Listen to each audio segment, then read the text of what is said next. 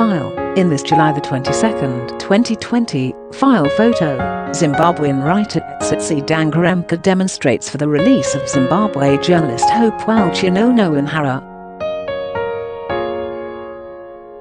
Dangarembga, who was arrested during anti-government protests, is among 6 finalists announced Tuesday, September 15, 2020 for the Booker Prize for Fiction. Dangarembga is nominated for the £50,000 $63,000 award for this honourable body. Close quote. AP photo /Tsvangirai Makwazhi. File. Hopewell Chinono, an investigative journalist who used his Twitter account to expose alleged government corruption, was held in the notorious Chikurubi maximum security prison for nearly 6 weeks before being granted bail on charges of inciting violence for tweeting his support for an anti-government protest.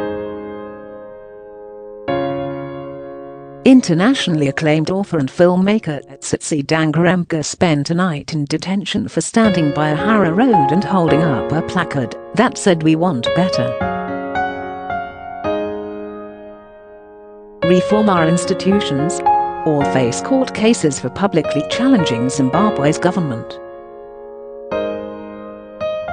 From tweeting to WhatsApp texting, singing in public or marching in the streets, those who speak out against President Emmerson Mnangagwa's government are finding themselves in trouble. Some have been abducted and tortured, according to human rights groups. Zimbabwe's deteriorating economy and reports of alleged corruption involving the procurement of COVID-19 protective equipment and drugs have stoked people's anger at a government that promised reform and prosperity when it took power in 2017. It appears the government is using restrictions imposed to combat the coronavirus to suppress political criticism, say human rights defenders.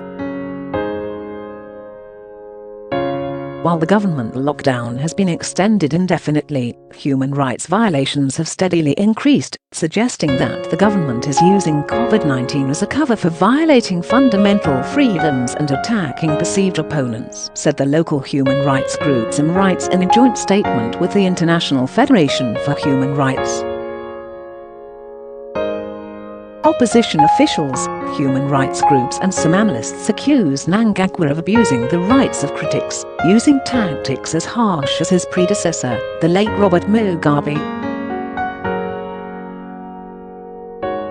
Mnangagwa and his officials deny the charges, saying they have carried out democratic reforms and they are justified in taking measures against people who are seeking to illegally overthrow the government.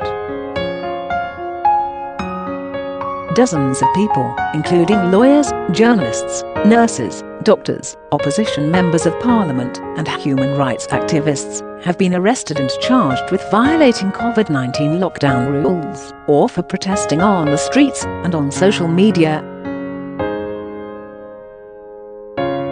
Zim Rights, a local organization, says it has recorded 820 human rights violations such as arbitrary arrests, assaults by state agents, attacks on journalists, abductions, gunshot assaults and dog bites between the end of March, when the lockdown was introduced, and August 9. These cases reveal a trend of human rights violations consisting of acts aiming to morally exhaust, silence, punish, impoverish, sometimes physically injure the targeted individuals, and exposing them to the risk of contracting the virus, while arbitrarily detained in prisons, said Zim Rights in a joint statement with the International Federation for Human Rights.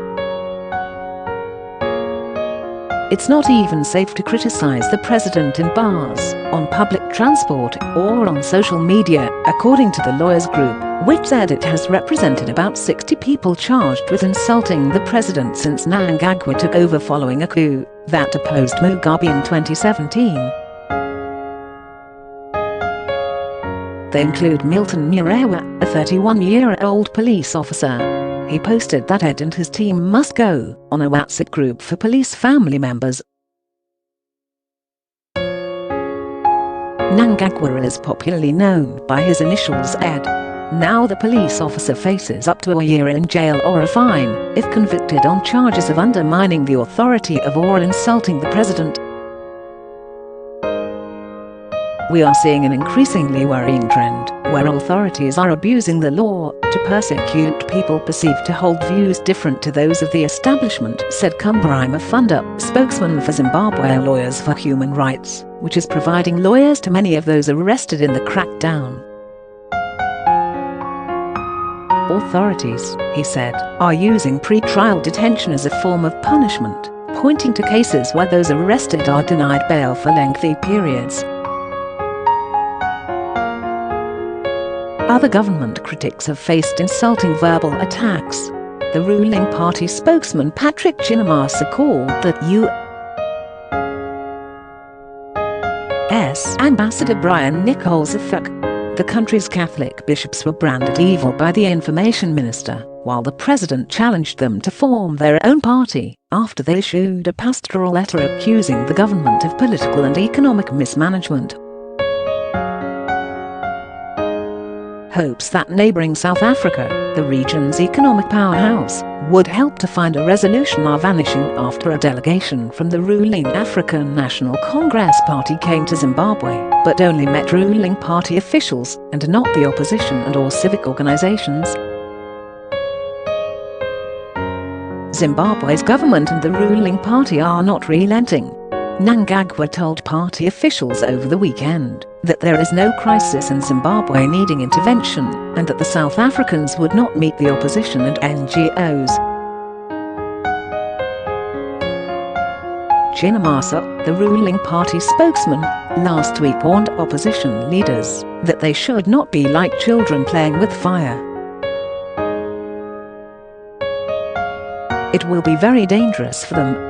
He accused the main opposition MDC Alliance Party of training renegades overseas to come and cause mayhem and violence.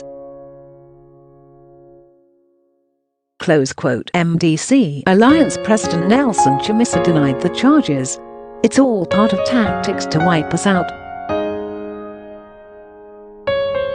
We are being treated like a banned organization. We can't even hold meetings without risking arrest, he told the Associated Press, calling on neighboring countries to help solve our crisis. Close quote. Some activists are pushing back. A group held a street protest wearing replicas of red and white striped prison sweaters in August. Others are wearing the sweaters and posting pictures on social media. Chinono, the journalist, walked out of Chikurubi Maximum Prison wearing his prison jersey when he was released on bail early September. It was a symbolism that yes, I might be out of Chikurubi, but the current government has created a giant prison for all of us, he told the AP. Instead of being intimidated, we are taking ownership of those symbols and making them ours. Close quote. Copyright 2020 The Associated Press. All rights reserved. This material may not be published, broadcast, written or redistributed. Post published in. Featured.